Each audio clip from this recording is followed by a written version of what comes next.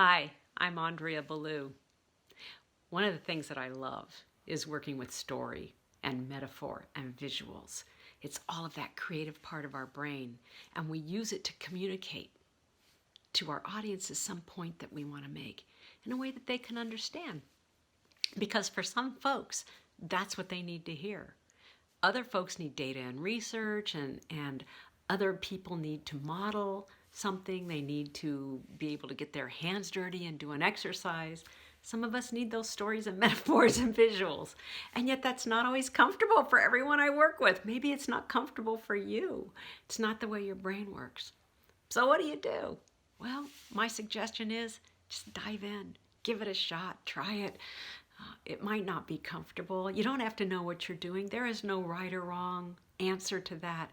It's completely an exploration and a creative opportunity.